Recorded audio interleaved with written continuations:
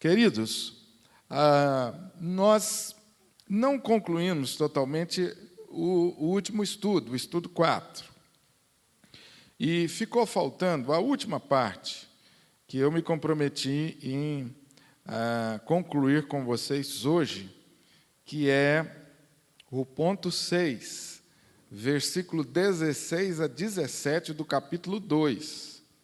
Ficou faltando um comentário a respeito desses dois versículos, para em seguida entrarmos no outro bloco, que é o capítulo 2, 18 a 25. Então, uma rápida passagem aí, capítulo 2, verso 16 a 17.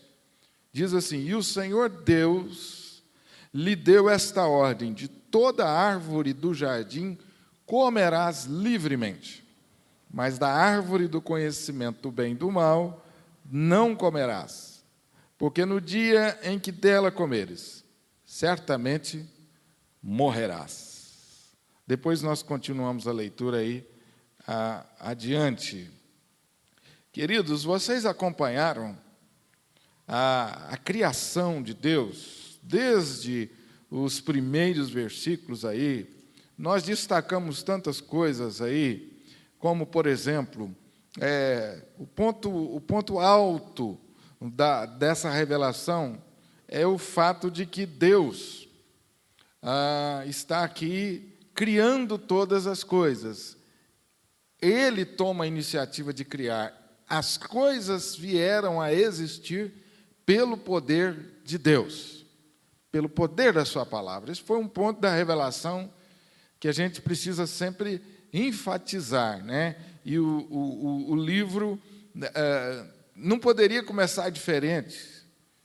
No princípio, criou Deus. Então, Deus é quem fez todas as coisas existem pela sua vontade no nosso universo, desde as minúsculas partículas, as invisíveis, até as macro, as visíveis, as maiores e as mais complexas. Em seguida, nós vimos que Deus vai, dia após dia, durante 6 dias, criando as coisas. E a gente percebe em todas as coisas uma certa ordem, uma ordem progressiva na criação de Deus.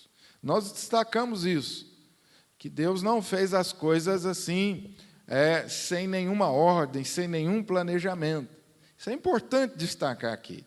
A Bíblia quer nos ensinar a necessidade de nós fazermos todas as coisas com ordem, com planejamento, né? Deus gosta das coisas com ordem.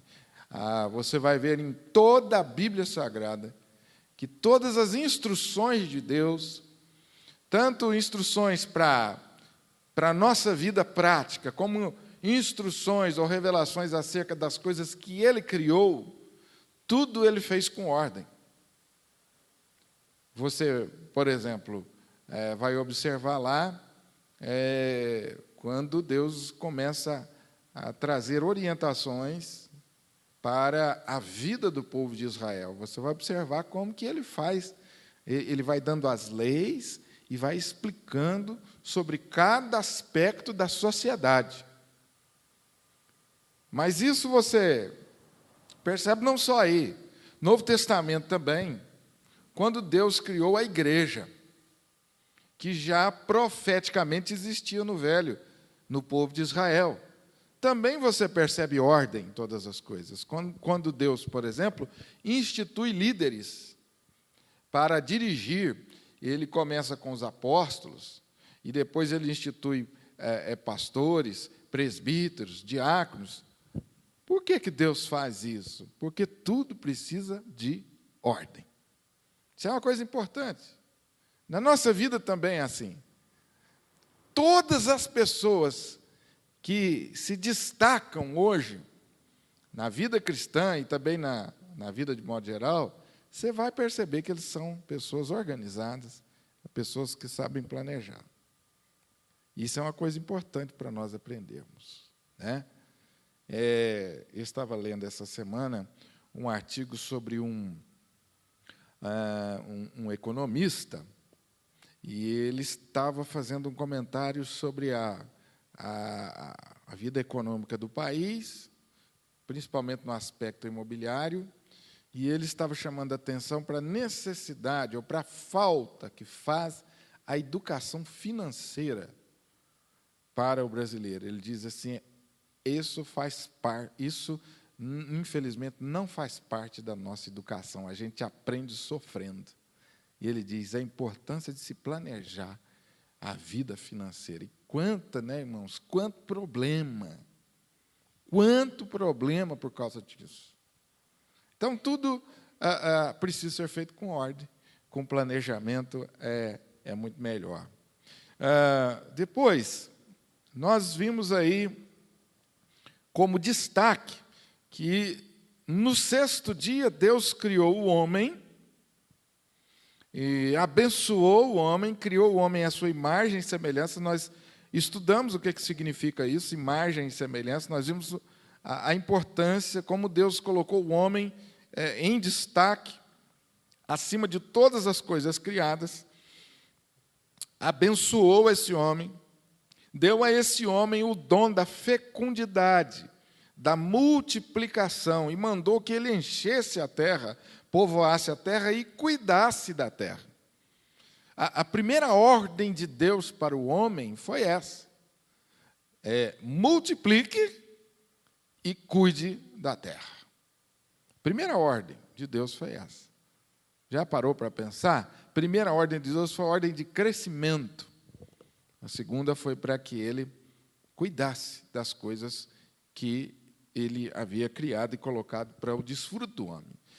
Depois, no sétimo dia, nós vimos que Deus nos ensina sobre a importância de nós nos contentarmos com aquilo que Ele fez. No sétimo, Ele descansou. E a ideia do descanso não é que Deus se cansou.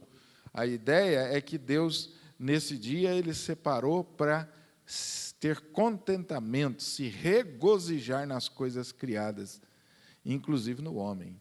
E nós vimos aí, também na quarta-feira passada, né, que a nossa vida precisa ser uma vida em que nós devemos alegrar a Deus em todo o tempo. Deus separou um dia para se alegrar na minha vida e na sua.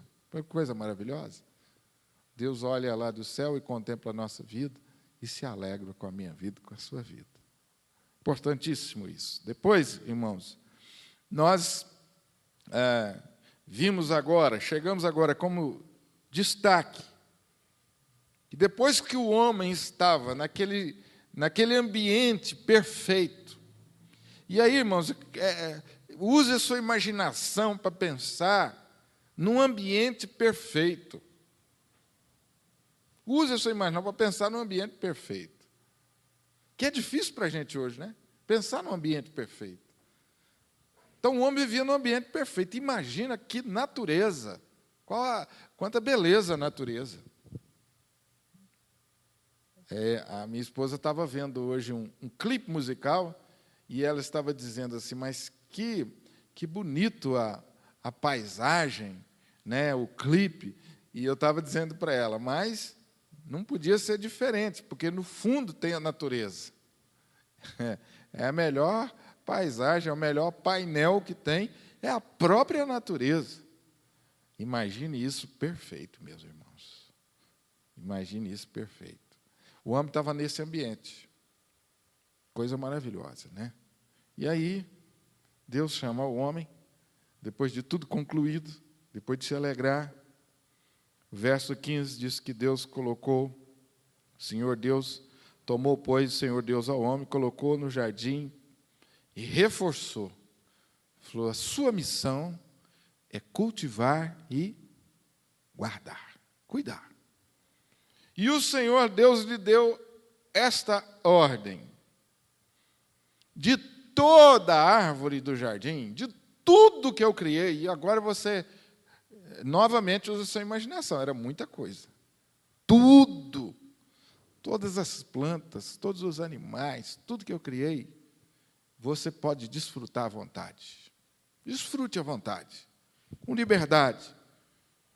Agora, uma única restrição: a árvore do conhecimento do bem e do mal, essa você não pode comer. Eu quero chamar a sua atenção aí que, primeiro, Deus mostra a ele que ele podia participar e desfrutar de tudo. Eu quero que você entenda aqui, a gente precisa, que a gente passa na leitura rápida, às vezes não percebe isso. Às vezes a gente focaliza na restrição, mas o que a gente precisa focalizar é na liberdade e nas coisas boas, inúmeras que Deus colocou. Falou assim, está vendo esse universo? Isso é seu, cuida, guarde e desfrute. Agora, de todas essas inúmeras coisas, uma única coisa. Uma única coisa. Eu não quero que você faça. A árvore do conhecimento do bem e do mal, você não vai comer. O que significa isso? Né? Primeira coisa que é importante destacar é que a Bíblia, em nenhum lugar, ela não deixa nenhuma margem sequer para nos ensinar ou para falar sobre a natureza dessa árvore. Eu não sei por que o homem colocou na cabeça que isso aqui era uma macieira. Não sei aonde surgiu isso, mas a maçã se tornou o símbolo do pecado, porque as pessoas acharam que isso aqui era uma macieira, mas a Bíblia em nenhum lugar fala da árvore. E que pecado, que justo uma fruta gostosa como a maçã. Podia ser uma coisa ruim que a gente não gosta, mas o homem foi escolher a maçã, talvez por causa da sua beleza, da sua atratividade, né? Então, querido, a Bíblia não fala sobre isso, mas o que de imediato eu preciso concluir e entender, que Deus quer que eu perceba, é que aquela árvore era o primeiro teste que o homem estava sendo submetido. Era o primeiro teste. A árvore foi colocada para testar o homem, para prová-lo.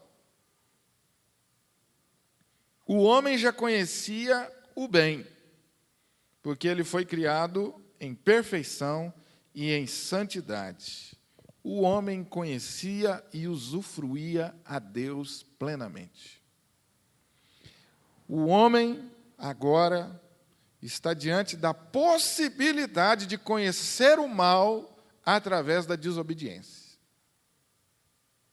Agora ele está diante da possibilidade de conhecer o mal por meio da desobediência. Isso está muito claro. Você pode fazer de tudo, só uma coisa que você não deve fazer, porque o dia que você fizer, as consequências estão claras. O que vai acontecer?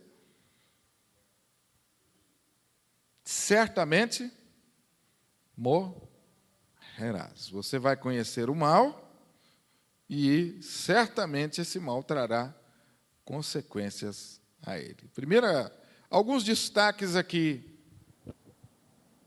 importantes. Adão é aqui o representante da raça humana. Em Adão, isso aqui eu quero que se vocês não entenderem, que vocês me perguntem, porque isso aqui é fundamental. Adão era o meu representante e o seu representante, o representante da raça humana ali naquele momento. Adão representou, ele foi testado e junto com ele eu também fui testado e você foi testado. Romanos capítulo 5, versículo 12 e 19. Nós precisamos abrir esse texto para você ver como que mais tarde o apóstolo Paulo entende isso aqui e explica para nós. Romanos capítulo 5, versículo 12. Esse ensino é um dos ensinos fundamentais da nossa fé. Romanos 5, 12. Os irmãos abriram? Portanto, assim como por um só homem entrou o pecado no mundo, e pelo pecado a morte, assim também pela morte, assim também a morte passou a todos os homens, porque todos pecaram. Porque até ao regime da lei havia pecado no mundo, mas o pecado não é levado em conta quando não há lei. Entretanto, reinou a morte desde de Adão até Moisés, mesmo sobre aqueles que não pecaram, à semelhança da transgressão de Adão, o qual prefigurava aquele que havia de vir. Então, até aqui, a informação que nós temos, principalmente no versículo 12, é que o pecado entrou no mundo através de um só homem. E esse pecado, ou através desse pecado, a morte passou o quê? A reinar sobre toda a raça humana. Agora o versículo 15. Todavia, aqui está fazendo uma contraposição. Se o pecado entrou nesse mundo e a morte passou a reinar através de um homem, todavia, não é assim também o dom gratuito como a ofensa? Porque se pela ofensa de um só, ou por causa do pecado de Adão, morreram muitos, muito mais a graça de Deus e o dom pela graça de um só homem, Jesus Cristo, foram abundantes sobre muitos. Amém?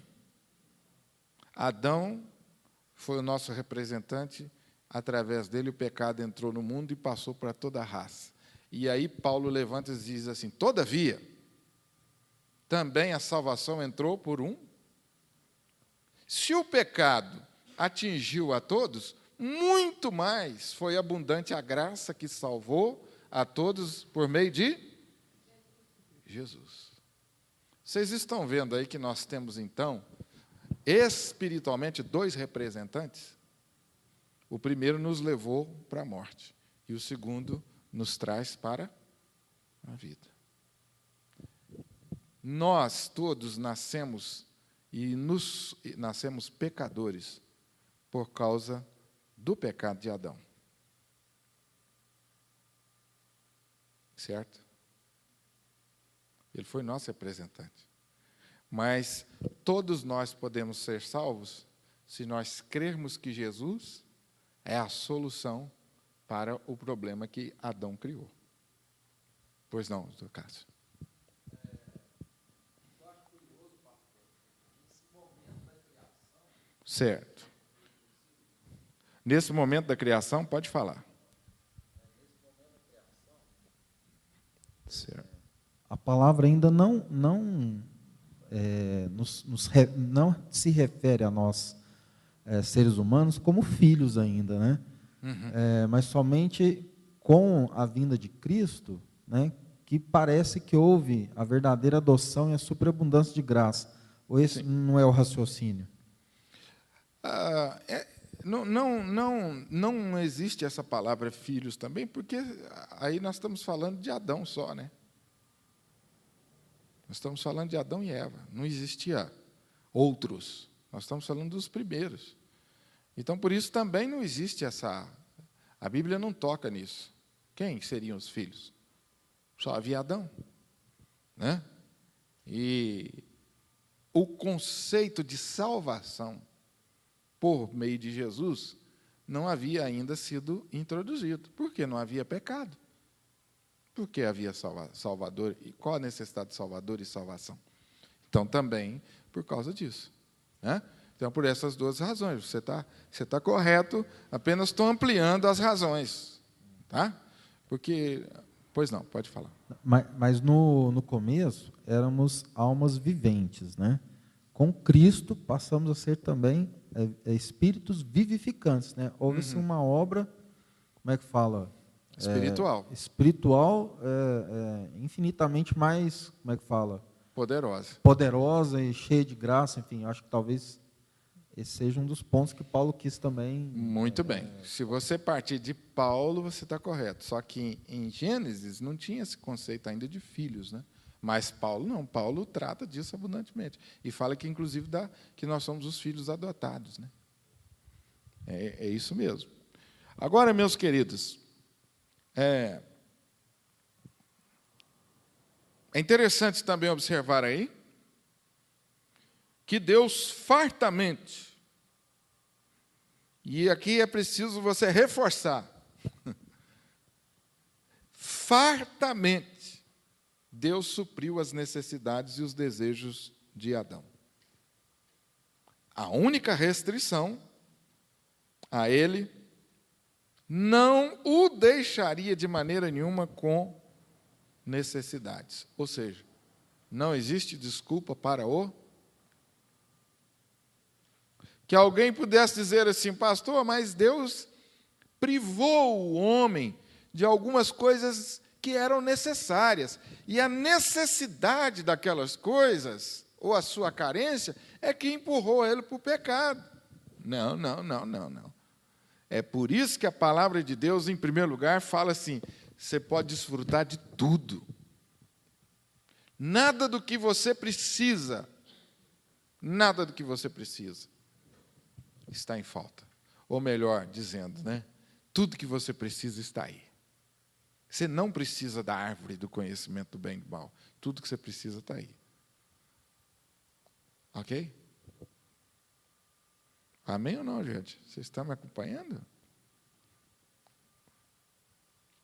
Adão não possuía natureza pecaminosa para o conduzir ao pecado. Nós possuímos a natureza, porque nós nascemos depois de Adão e já nascemos em pecado. Mas Adão não nasceu em pecado, ele não possuía a natureza pecaminosa. Adão foi anteriormente avisado das consequências horríveis do pecado. Porque talvez alguém pudesse dizer assim, mas Adão comeu aquele fruto e Eva porque ele não sabia, né? Não é assim que às vezes a gente faz? Comete o pecado e diz assim, eu não sabia. Não é? Ou eu cometi o pecado porque eu sou fraco, eu não tinha necessidade. Eu não sabia. Adão não teve essas desculpas aqui. Pois não, Daniel?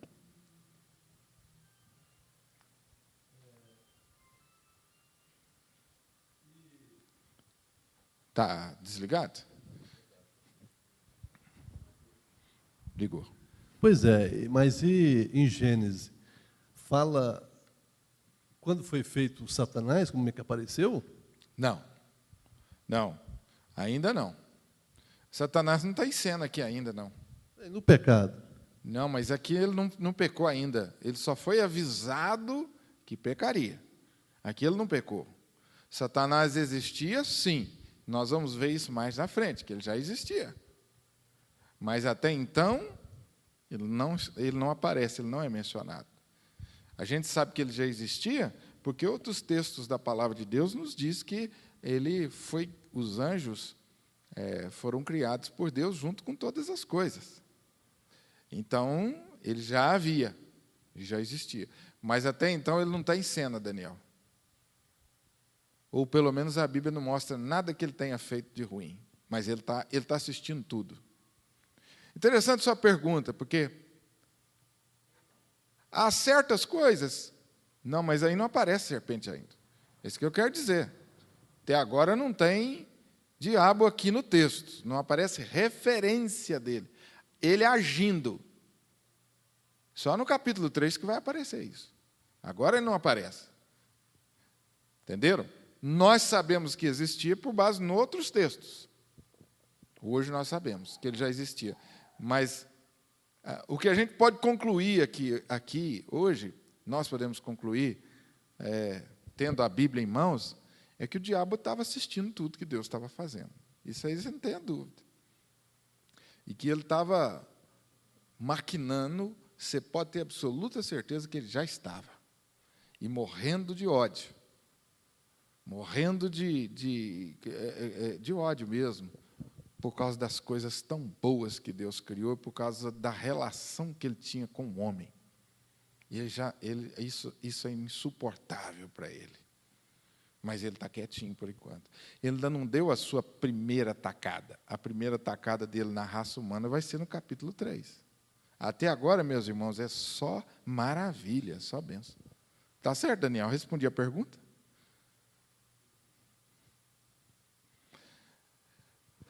Não sei se essa foi a sua pergunta, Wilson, mas já pensando que pode ser a dúvida de alguém, a serpente já existia? Já, claro.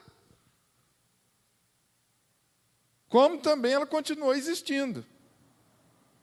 Agora, não foi a serpente que tentou o homem, o animal. Foi o diabo que tomou posse dela. Entendeu? Eu, particularmente, não gosto desse bicho. Eu fujo, nem na televisão não gosto. Esses dias eu estava vendo uma reportagem de um homem caçando no Peru e na Amazônia, na Venezuela, a maior sucuri do mundo. Eu falei, meu filho, arruma outra coisa para você fazer, tanta coisa importante, mas o objetivo de vida dele é achar a maior sucuri no mundo e documentar. Meus irmãos, que troço horrível e feio. Mas eu não posso, nem você, atribuir à serpente como animal esse poder de tentar, porque não é. A Bíblia é clara de que o diabo apenas tomou posse dessa serpente. E aí, irmãos, isso aqui é apenas um aperitivo de uma série de mensagens que nós vamos fazer mais à frente. Foi até alguns irmãos que me pediram. Pastor, e a existência do diabo? Como é que o diabo atua hoje? Até hoje, nos nossos dias, o diabo toma posse de pessoas e de coisas. Mas esse é um outro assunto, que não dá para a gente desenvolver agora. Tá? Amém, gente? Vamos para frente. Adão, então, foi avisado que o dia que ele comesse, ele morreria, inclusive espiritualmente. Efésios capítulo 2, versículo 1. Estando vós mortos em vossos delitos a Bíblia diz que nós, quando não estamos ainda em Cristo, a Bíblia declara o homem como espiritualmente morto. Por quê? Por causa do pecado. O pecado trouxe a morte espiritual a nós e trouxe a morte física também.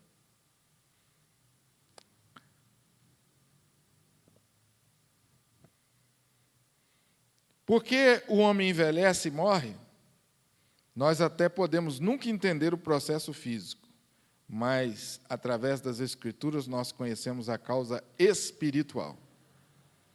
Todo esse conhecimento revela quão arbitrário e irracional foi o pecado de Adão. Isso não foi um pecadilho, mas uma traição contra a bondade, a benevolência e a justa autoridade de Deus. E depois nós vamos descer a detalhes com isso aqui, tá? Acerca da desobediência no capítulo 3. Porque até então, não fala em desobediência aqui.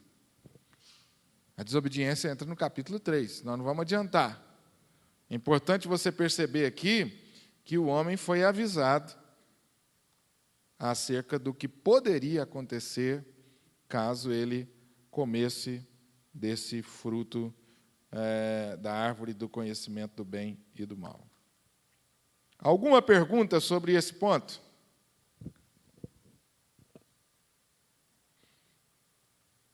Quando alguém perguntar a você, de onde surgiu o pecado? Para onde você vai? Gênesis capítulo 2, versículo 17, e depois capítulo 3. De onde surgiu essa história? Onde vocês, crentes, inventaram esse negócio de pecado? O povo fala assim para nós. Se a pessoa está com boas intenções, você pode levar ela para a Bíblia e evangelizá-la através disso. Agora, se ele quer apenas perturbar a sua paz de espírito, você pode levar ele para onde você quiser, que ele não vai aceitar. Aí é melhor você orar por ele, antes de perder seu tempo, né? Ora por ele, Deus toca o coração desse homem, dessa mulher, para que ele entenda e aceite a revelação da palavra de Deus. Qual é a origem do pecado? A nossa desobediência. Isso já está implícito aqui. Mais tarde a gente vai ver. Muito bem. Capítulo 18 em diante. Disse mais o Senhor Deus: não é bom que o homem esteja só. Far-lhe-ei uma auxiliadora que lhe seja idônea. Havendo, pois, o Senhor Deus formado da terra todos os animais do campo e todas as aves dos céus, trouxe-os ao homem para ver como estes lhe chamaria. E o nome que o homem desse a todos os seres viventes, esse seria o nome deles. Deu nome o homem a todos os animais domésticos, às aves dos céus e a todos os animais selváticos. Para o homem, todavia, não se achava uma auxiliadora que lhe fosse idônea. Então o Senhor Deus fez cair pesado sono sobre o homem, e este adormeceu, tomou uma de suas costelas e fechou o lugar com carne. E a costela que o Senhor Deus tomara ao homem, transformou-a numa mulher e lhe a trouxe, e disse: esta, afinal, é osso dos meus ossos, e carne da minha carne, chamar-se-á varoa, porquanto do varão foi tomado. Por isso deixa o homem pai e mãe, e se une à sua mulher, tornando-se os dois uma só carne. Ora, um e outro, o homem e sua mulher, estavam nus e não se envergonhavam. Do versículo 18 até o versículo 25, você vai encontrar agora a origem da mulher, a origem do casamento e a origem da família. Lembra que desde o início nós estamos falando que Gênesis é o livro das origens, é o livro dos princípios.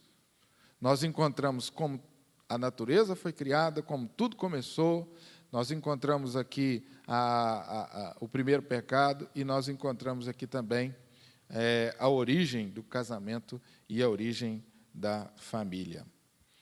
Necessidade. Disse mais o Senhor Deus: não é bom que o homem esteja só. Far-lhe-ei uma auxiliadora que lhe seja idônea, no versículo 18. Interessante aqui você observar que o versículo 18, Deus faz uma constatação. A constatação é: o homem está incompleto, não é bom que ele continue assim. O versículo 19 até o versículo 21, ou versículo 19 e versículo 20, diz de que maneira essa necessidade ficou evidente. Como que o homem percebeu que não era bom que ele ficasse só, que estava faltando alguma coisa, e como Deus percebeu isso? Porque Deus deu ao homem a responsabilidade de cuidar de todas as coisas, de dar nome aos animais. Então, quando o homem foi nomear os animais, ele viu que tinha macho e fêmea, e viu que eles se reproduziam. E o homem ficou olhando aquele negócio e falou assim: aí eu, hein? Ele viu lá, com certeza, a atitude carinhosa entre os animais, que eles têm, né? Até os pássaros têm a fêmea com o macho, né? E ele falou assim: mas eu volto para casa sozinho todo dia. Trabalho duro dando nome para essa turma, cuido, já ajudei o leão, a leoa a parir leõezinhos, ajudei aqui o cachorro, os animais, todos, mas e eu? Como é que vai fazer? E ir embora. E Deus observou aquilo na rotina do homem e falou assim: não é bom que o homem esteja só. Far-lhe-ei uma auxiliadora que lhe seja idônea. A verdade é que Deus constatou que o macho sem uma fêmea estava fisicamente e psicologicamente carente. Amém ou não? É, irmãos, vocês hoje estão mais cansados, hein? Eu pensei que ia sair um amém aqui. Macho sem a fêmea está incompleto. Amém. Uai, ô glória. Deus é maravilhoso, gente. Se Deus não faz isso, como é que a gente estava até agora? Que situação complicada. Você está querendo fazer uma média, né? Mas você está certo. Olha o Cássio dando um adentro aqui, irmãos. Salvando a noite. Está certo, Cássio? Você tem plena certeza. O homem percebeu que ele estava incompleto e não tinha como reproduzir. Né? Ainda que uma criança pudesse ser gerada de outra maneira, a família não seria completa, porque só tinha o macho. Faltava a fêmea. E a criança precisa do macho porque os animais tinham macho e fêmea. E Adão, na sua inteligência completa, ele observou que o macho era diferente da fêmea e que os filhotinhos precisavam dos dois, que cada um tinha uma função na vida do filhotinho. Adão percebeu isso. Deus criou dessa maneira. Então, a criança necessita do amor do pai e da mãe. O homem e a mulher, unidos pelo matrimônio, formam uma unidade física e emocional que supre as necessidades um do outro, bem como provém o ninho para criar a criança. É desse texto aqui da palavra de Deus, meus irmãos, que nós começamos a ter a orientação muito segura e muito clara dos deveres, primeiro, da necessidade do casamento, da união do homem e mulher, a necessidade que o homem tem da mulher e a mulher do homem. Primeira coisa, está claro. Segunda coisa, a responsabilidade que um tem em relação ao outro. Porque a mulher deveria agora completar o homem. E o homem, por sua vez, deveria ser esse complemento da mulher. Então, quando Deus aqui observa tudo isso e diz assim, não é bom que ele esteja só, Deus está dizendo, de certa forma, exatamente isso para nós. Eu vou trazer uma mulher para ele para a coisa ficar boa. Ele está incompleto. Quando Paulo mais tarde fala sobre isso, lá em 1 Coríntios 7, versículo 3, ele diz assim, o marido conceda à esposa que lhe é devido, e também semelhante à esposa ao seu marido. O que Paulo está querendo dizer assim? Olha, o homem, sozinho, está fisicamente, psicologicamente e emocionalmente incompleto. Então, cabe à mulher a responsabilidade dele fazer o quê? Completar, suprir a sua carência. Física, psicológica e emocional. Cabe ao homem suprir a necessidade física, emocional e psicológica da mulher. Paulo, mais tarde, ele instrui a igreja em Corinto e a todos nós hoje sobre essa responsabilidade. Por isso ele diz assim, olha, a mulher conceda ao marido que é devido. E às vezes a mulher pergunta, o que é devido? O que eu devo? Quando você casa, você assume uma dívida. Qual é a dívida que você assume? Quando você assina aquele papel, você presta atenção solteira.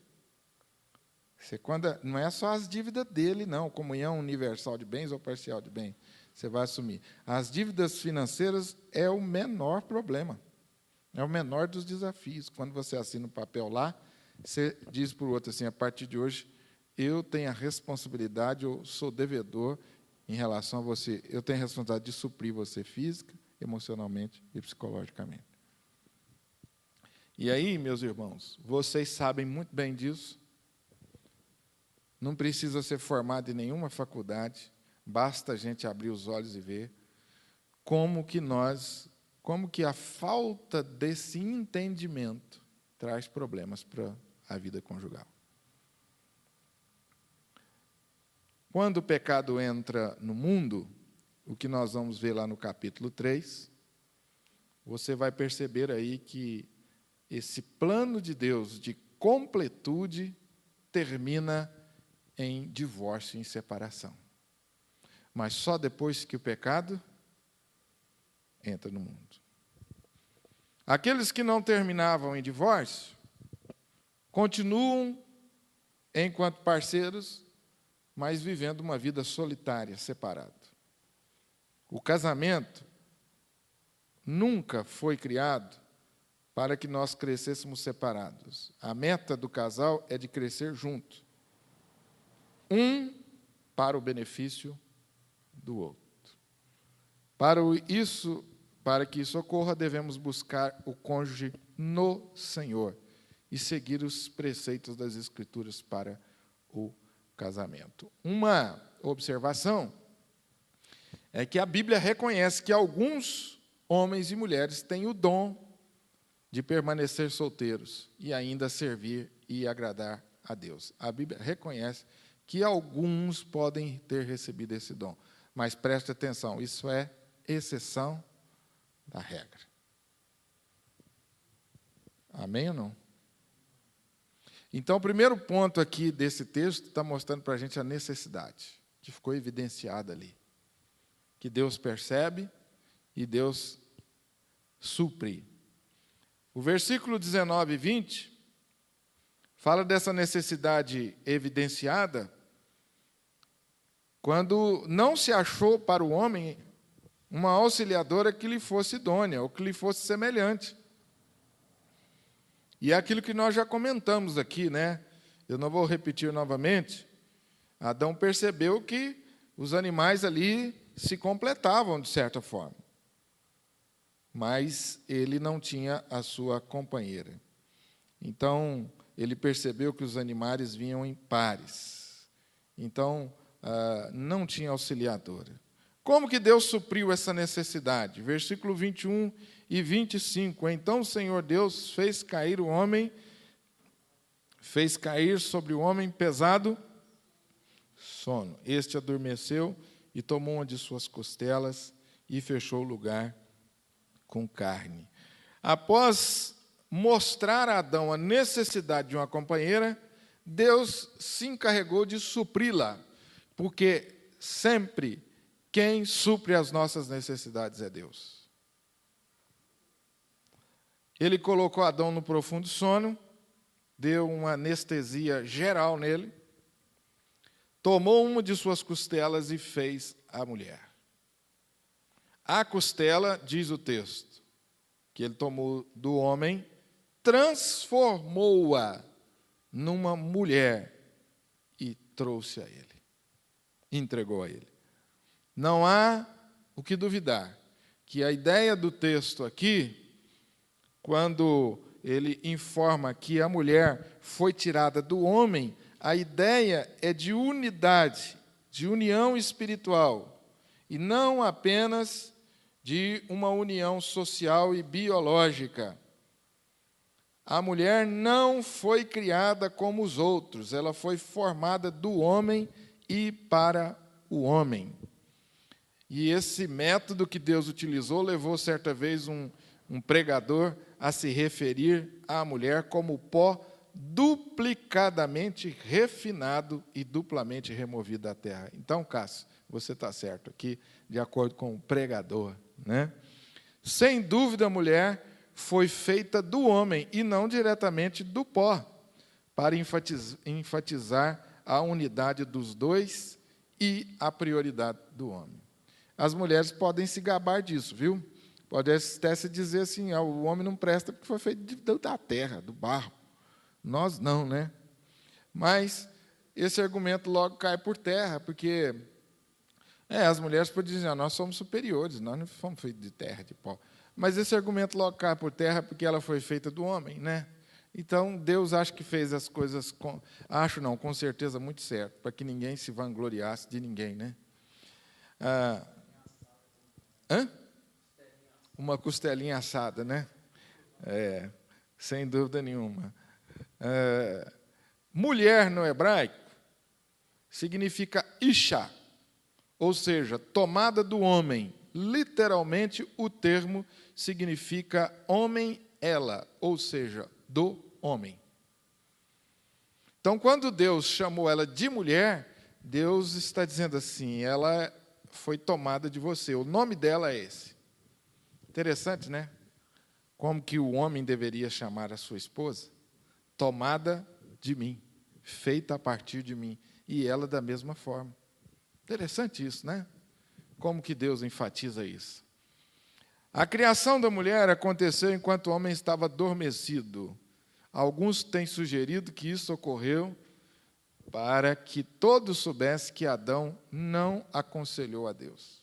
A mulher não foi ideia do homem. É muito para a cabeça do homem. Seria muito criar a mulher, né? É outra coisa que as mulheres podem se vangloriar. Nós somos ideia de Deus, igualzinho o homem. O homem não estava acordado e falou, Deus, dá uma ajeitadinha aqui, põe um cabelo comprido para ficar diferente, põe assim, assim, né? Não, isso é ideia de Deus. Dá um jeitinho diferente, Senhor, mais um pouquinho sensível. Não, isso foi ideia de Deus. Certamente o motivo óbvio era para que Adão não sentisse dor nenhuma em um mundo sem a presença do pecado. Interessante isso aí que eu não sabia, e nas minhas pesquisas aí eu fiz questão de transcrever isso. James Simpson, que descobriu o clorofórmio, ficou muito impressionado com essa passagem das Escrituras. Ele era um cristão consagrado e lutava com a questão moral do uso da anestesia. Foi esta passagem que o convenceu a prosseguir com uma consciência clara e assim beneficiar a humanidade. Ele viu que Deus usou anestesia na primeira cirurgia. Interessante isso aqui, né, gente? Como é bacana, né? O homem que criou o clorofórmio, ele usava o clorofórmio para anestesiar as pessoas e ele ficava com a consciência pesada com isso. Será que é justo o que eu estou fazendo? E quando ele leu essa passagem, ele falou assim, não, Deus já usava anestesia antes, né? Privando o homem da dor daquela cirurgia. Quando o homem contempla aquela criatura, o que ele diz? Ele exclama de uma forma com surpresa, né? Extasiado, perplexo. Finalmente alguém igual a mim. Esse é o osso dos meus ossos. Finalmente. Até que enfim. Isso você percebe, então, que realmente tem base a ideia de que o homem já se sentia só ali, olhando os animais, né? Ele falou, mas não tem ninguém igual, não tem uma fêmea para mim igual a mim. E é quando Deus apresenta a mulher. Vocês imaginam, gente, como acordar? O susto desse homem. Ele acordou e viu alguém do lado dele. Irmãos, vocês acreditam que isso aqui foi verdade? Vocês acham que isso aqui foi? Porque o que estão dizendo por aí é que isso aqui é figurado. Hein? Eu já falei isso aqui algumas vezes para vocês. Né? Nós estamos chegando num tempo assim. Não, vocês acreditam nisso aqui? Isso aqui é... Mas os cristãos são muito inocentes. Mas nós cremos nisso aqui, irmãos. Se a gente não crê nisso, pode jogar a Bíblia fora, né, dona Luzia? Pode jogar a Bíblia fora. Só tem toda a razão, concordo. Isso aqui é o de menos.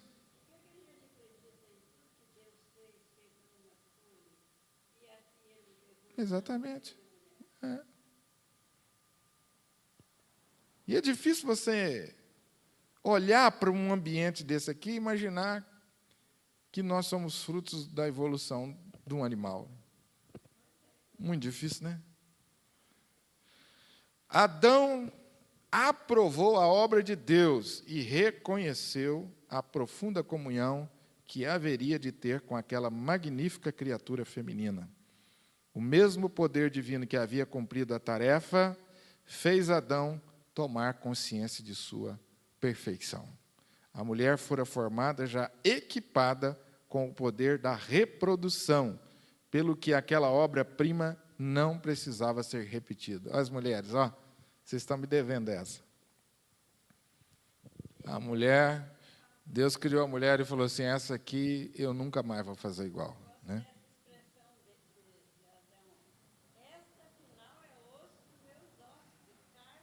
Finalmente encontrei.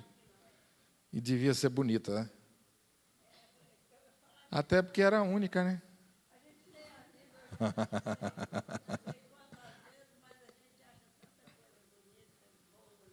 Maravilhoso. O batom não precisava, não. Eu não sei.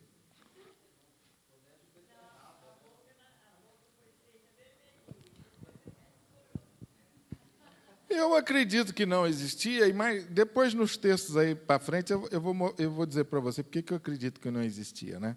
Aliás, o texto lá no final fala que eles começaram a sentir vergonha, eles não sentiam vergonha da sua nudez. Né? Então, era aquilo e era suficiente. Não precisava de nenhum retoque. Né?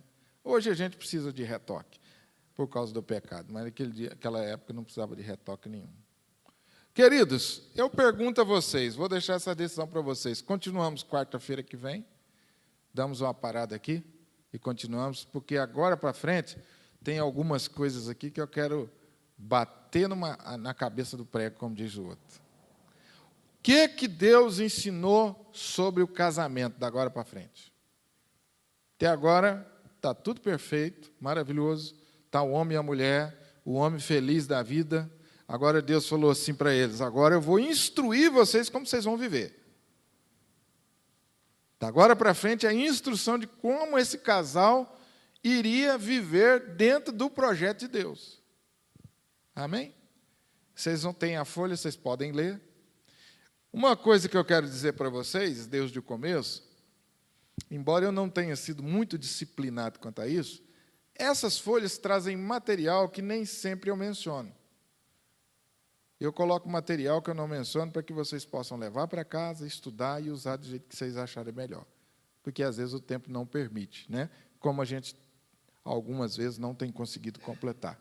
Então, na quarta-feira que vem, pelo balançar da cabeça de vocês, eu vi que vocês preferem que a gente continue quarta-feira que vem e entre aí nesses detalhes importantes aí. Tá bom?